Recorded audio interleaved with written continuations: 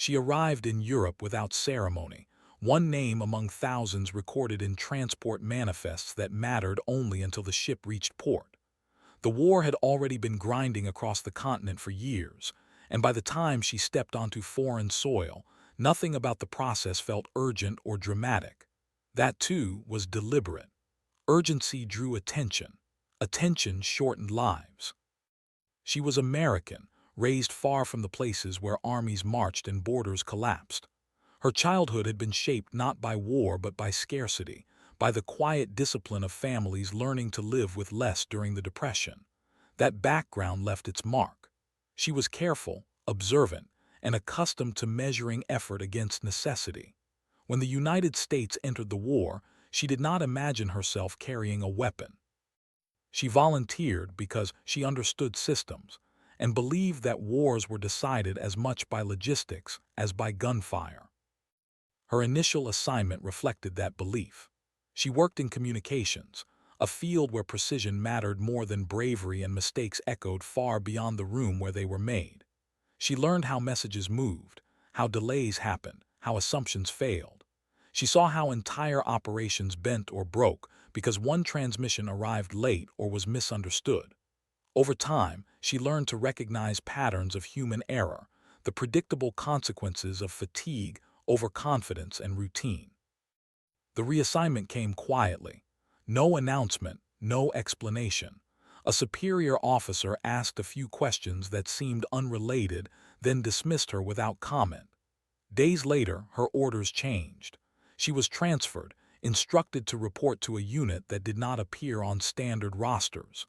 Her name began to disappear from documents she once handled herself. When she asked what the new assignment involved, she was told only that she had been selected because she noticed things others missed, and because she did not insist on being seen. Training followed, different from anything she had known. There were no speeches about heroism, no promises of recognition. The instructors emphasized restraint. She learned how posture changed how people perceived intent, how accents softened when speakers listened before they spoke, how familiarity bred trust faster than authority. She memorized maps until terrain became instinct rather than reference. She practiced writing reports that conveyed essential facts without interpretation or emotion. What she was not taught mattered as much as what she was. She was not trained to lead troops. She was not trained to fight extended engagements. She was not given illusions about survival. The expectation was clear even if it was never stated aloud. She was meant to go where others could not, see what could not be confirmed from a distance, and return if possible. Her orders sent her toward a rail junction in occupied territory that appeared unremarkable on Allied maps. Intelligence suggested indications of fuel storage and communication support. Nothing suggested a major fortress. Still, the junction fed units moving west, and the flow through it had increased in recent months. Confirmation was needed before larger action could be justified. Insertion took place at night. She traveled part of the way with others, then alone. That was standard. Groups drew attention. Individuals blended into the background of a continent already exhausted by occupation. She moved carefully, slept little, and learned quickly that silence did not equal safety. Patrols were regular, civilians cautious. Everyone measured risk in seconds. As she approached the junction, she noticed the signs before she saw the installation itself. Trains slowed earlier than expected. Maintenance crews worked roads that should have been low priority. Civilians avoided certain stretches of forest without explanation. These were not coincidences. They were the indicators of a presence designed to remain unnoticed. The Stronghold did not announce itself. It was low, reinforced, and camouflaged, positioned to blend into the landscape rather than dominate it. Bunkers were partially buried. Buildings were spaced to limit damage from attack. Antennae were disguised. Guards rotated predictably. Everything about the site suggested discipline rather than paranoia.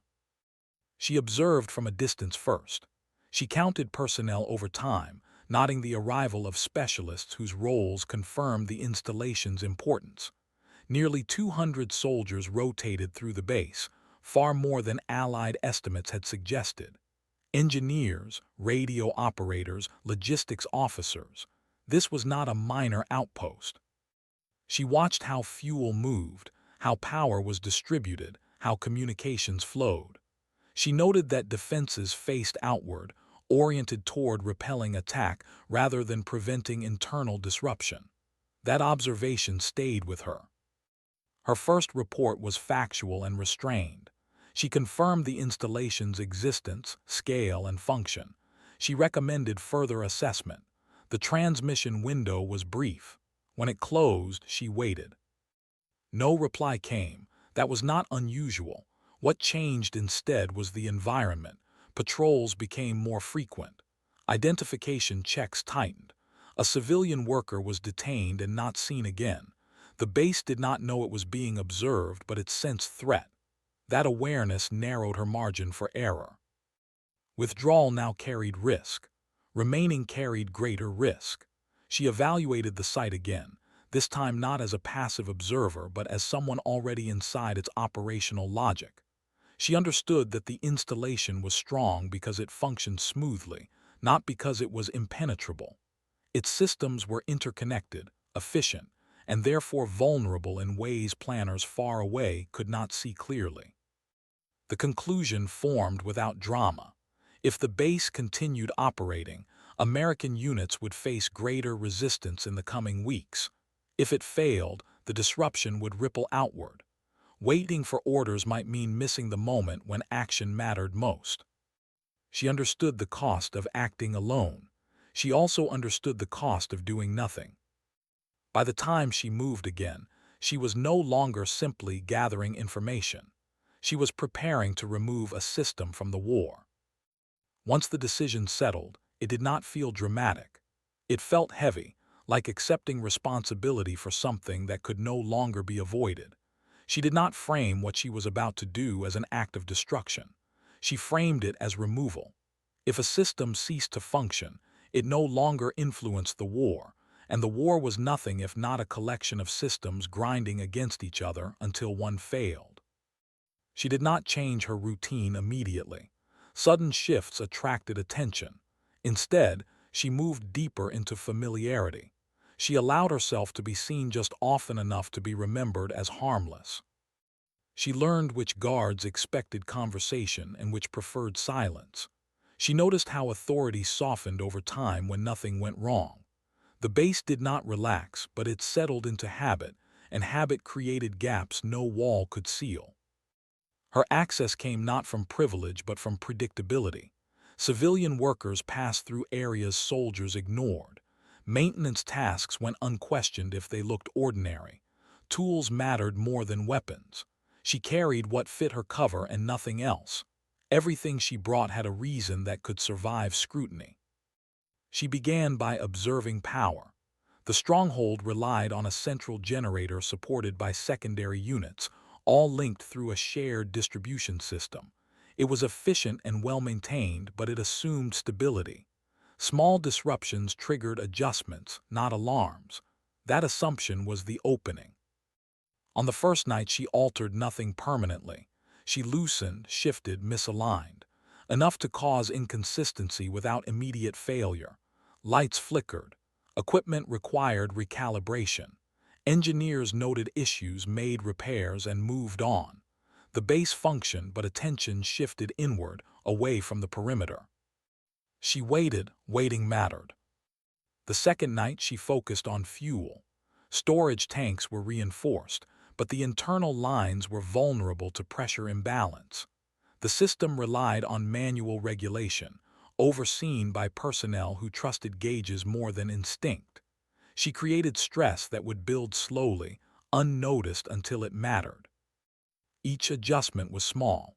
Nothing on its own would raise suspicion. Together, they rewrote how the base would respond to failure. She chose her timing carefully. Weather mattered. Rain dulled sound, slowed movement, and pulled guards toward shelter. On the night she finalized her preparations, the rain came steadily, not violently, enough to mask footsteps and absorb noise without triggering heightened alert. She placed charges with restraint. They were not meant to tear buildings apart in spectacle. They were meant to weaken critical points so that when systems failed, collapse followed naturally. Structural integrity mattered less than sequence. One failure had to trigger another, each reinforcing the next. She memorized her route out before committing. Every turn, every landmark, every fallback. She accepted that there might be no return path. That acceptance clarified her focus. There was no room left for hesitation. When she finished, she did not linger. She withdrew while the base still functioned, while guards still believed the night was ordinary. Distance mattered.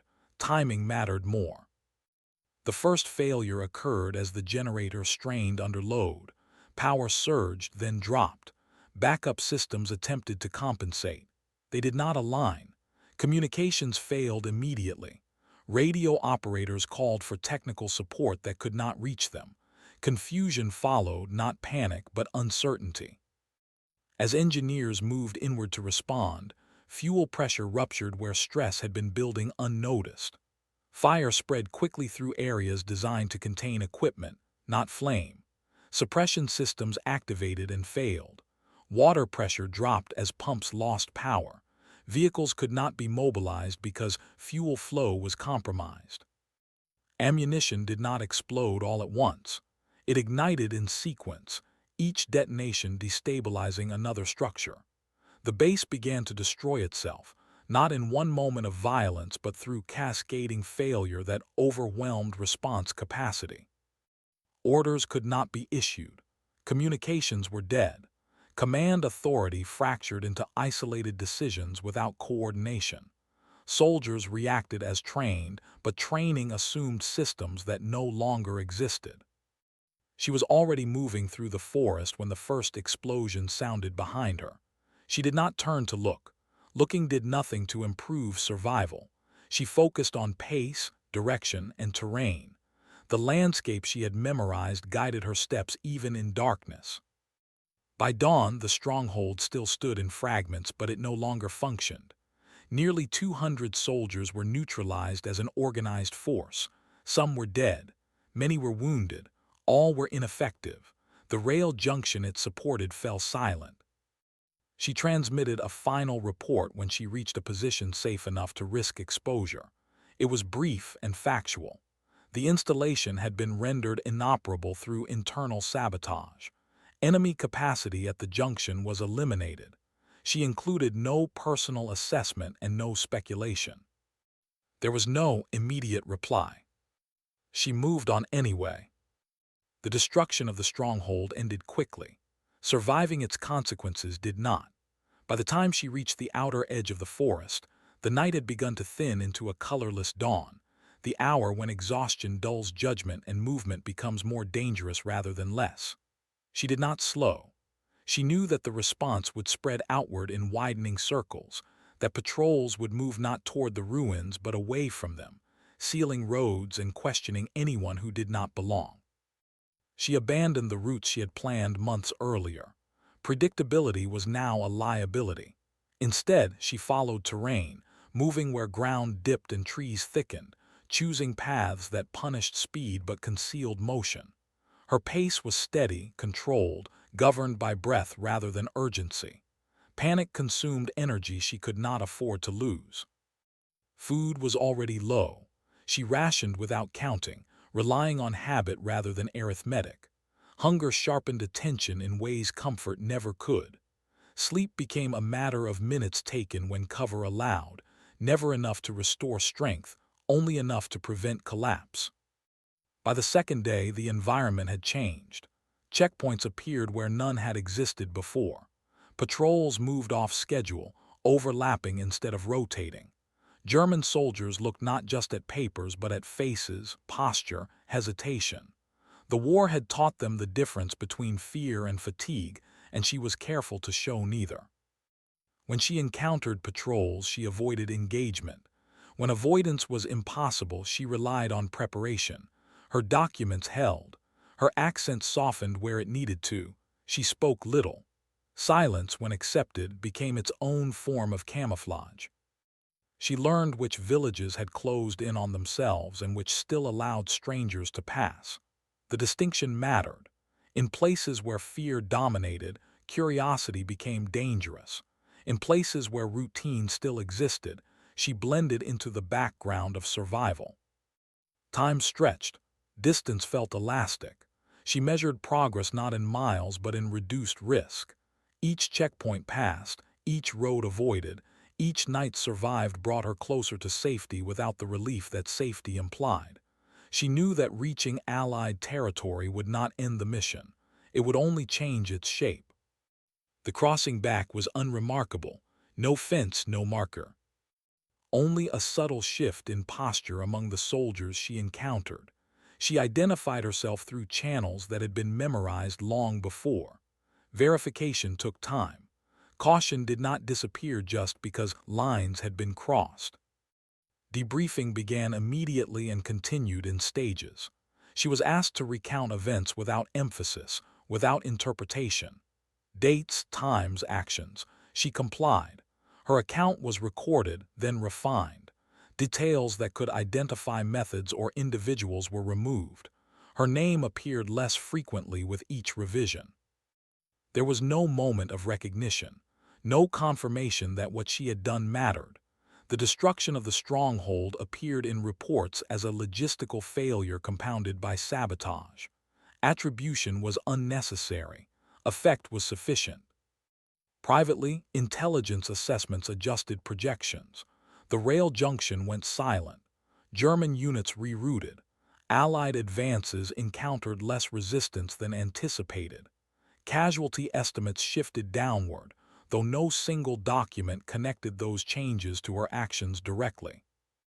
She was reassigned briefly, placed in roles that kept her within controlled environments. Field operations ended without explanation. Exhaustion, though never cited, had already taken its toll. The war continued without her direct involvement. When it ended, she returned home quietly. There were no parades, no speeches. Her service record reflected administrative duties and support roles. That record was accurate in the narrowest sense and misleading in every other. She resumed civilian life with discipline learned in places she did not name. She worked, paid attention, and did not speak of Europe. Silence became habit rather than burden. The skills that had kept her alive receded into the background, resurfacing only when necessary. The stronghold she had destroyed was partially rebuilt months later, then abandoned as the front moved and priorities shifted. Its significance faded. Files were archived. Reports were summarized. Names were redacted. What remained was absence, an installation that no longer functioned when it mattered, a set of decisions that altered outcomes without leaving visible trace. She lived with that knowledge without needing acknowledgement. The war had taught her that outcomes were not always meant to be credited, only endured. History is uneven. It remembers battles by noise, generals by signature, armies by movement. It forgets individuals who act without spectacle, whose victories exist only in absence and ripple effects. She belonged to that absence. Her work left no monuments, no photographs, no medals, only outcomes. That is why her story would survive only in fragments, in files labeled confidential, and in the memories of a few who understood consequences but could not speak them aloud. She did not change the course of the war, and she never claimed to. Yet her actions altered the cost. Lives were spared because the stronghold ceased functioning at the critical moment. Supplies did not move. Units were delayed. Orders went unissued. These things are measured in minutes, miles, and numbers, not in glory or applause. Her impact was precise, subtle, and lethal in its efficiency. That efficiency was not accidental. It was the product of observation, patience, and rigorous calculation. Her life after the mission reflected the same principles. She returned home quietly, settled into work that required neither heroism nor recognition, and carried her knowledge with discretion. Conversations about Europe were avoided or curtailed. The habits of wartime, timing, observation, restraint, became the habits of civilian life.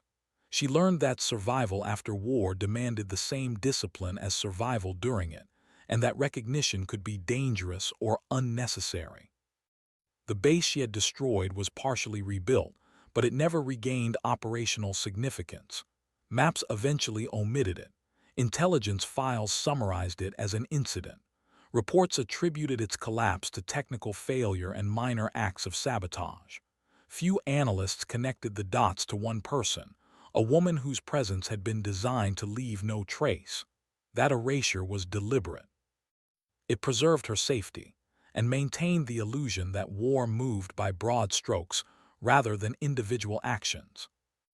Time moved forward. The continent healed unevenly.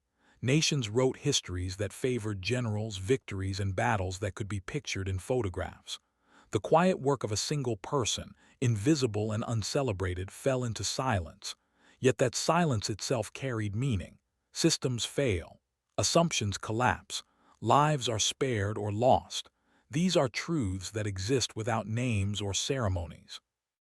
Her story is contained in those truths. She acted not out of legend or ideology, but out of responsibility and clarity. She recognized weakness where others saw strength. She understood timing where others relied on force. She chose action where others hesitated. The stronghold fell because she understood systems better than appearances and consequences better than authority. When she died decades later, there was no mention of war in her obituary. No acknowledgement of missions carried out alone. No recognition of lives preserved by precise, unseen work. That omission was not failure. It was the endpoint of a life lived as it had to be, according to principles that did not require applause. The stronghold she destroyed remains an example of how individual precision can surpass collective power, how invisible decisions can reshape outcomes, and how history often forgets the quiet architects of change. What she achieved exists not in monuments or medals, but in the fabric of events that unfolded differently because one person saw what others did not and acted without expectation of recognition. Her story, though nearly erased, endures in the understanding that even in vast machinery of war, individual decisions matter. They alter systems, redirect outcomes, and sometimes quietly save lives. She was an American woman. She acted alone. She destroyed a Nazi stronghold. And history, if one looks closely enough, can still witness that truth.